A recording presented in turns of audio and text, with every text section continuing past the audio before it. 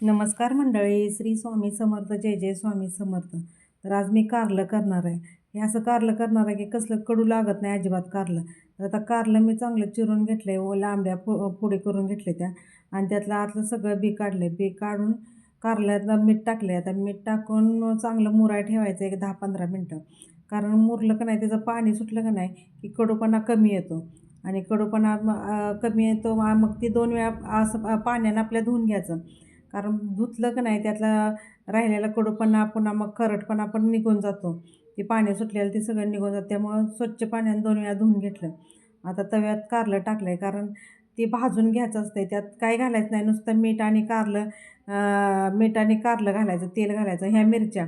कारण मिरच्या घातल्या का नाही की जरा मिरच्याने जरा तिखटपण येतो आणि मिरच्या भाजल्या का नाही की त्या कारल्याबरोबर खायला पण येते ते आपल्याला भाकरीबरोबर असं.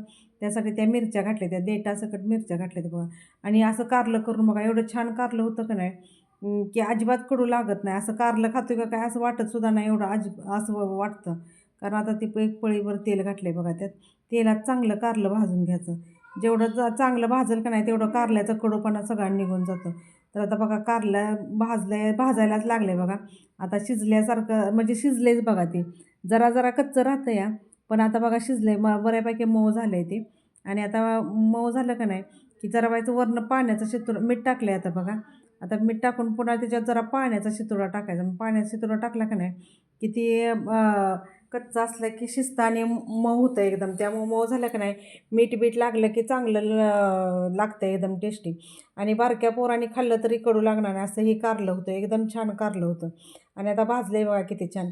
एकदम छान भाजलं का नाही की त्याचा कडूपणा पाक निघून जातो. चांगला तेलात भाजलं की वरनं मीठ टाकलं आणि मिरच्यामुळं जरा वाईस तिखटपणा पण त्याला येतो. त्या तिखटपणा आल्यावर पण एकदम छान कारलं लागतं. आणि कारलं हे असं करून तुम्ही बघा, एकदम छान कारलं होतं. तर आता बघा कारलं माझं झालंच आता, कारण आता जेवण करायचं. आता एकच भाकरी करायची कारण मी पिल्लू दोघं जेवाय. त्यामुळं आता कारलं करून घेतलं. कारलं ठेवले बाजूला. आता मग भाकरी करायला लागल्या बघा. एक भाकरी केली का नाही तेव्हा पिल्लूला पण तेवढी भाकरी चारायची. मी पिल्लू भाकरी खाणार कारण आज पिल्लूच्या मम्मीचा उपवास असल्यामुळं ती खिचडी करून गेल्या. पिल्लूच पप्पा बाहेर जेवायला जाणार, त्यामुळं घरी आम्ही दोघंच असल्यामुळं दोघांच्या पुरती एक भाकरी करायची म्हणून आज कारलं करायचं. कारण आज कामगार वरचं काम चालू असल्यामुळं खाली काय धुळा नाही, त्यामुळं वेळानंच चाललं आहे सगळं. म्हटलं गरम गरम करून खाया घ्यायचं म्हणून करायला लागल्या. तर आता लई दिवसापासून कारलं करायचं होतं, त्याला आज मुहूर्त लागला आहे त्या कारल्याला बघा. तर आज ते कारलं करून घेतलं.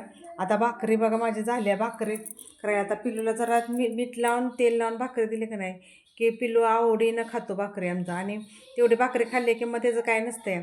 आता तो आणि मी दोघं जेवणार आहे. आता दोघंजणं जेवायचं नाही. मग आता मस्तपैकी भाकरी केल्या, कारलं केल्या, आवडीचं केलं आहे. कारण रोज सकाळचं होतं आहे, आज वेळानं जरा करायचं म्हणून म्हटलं व्यवस्थित करायचं.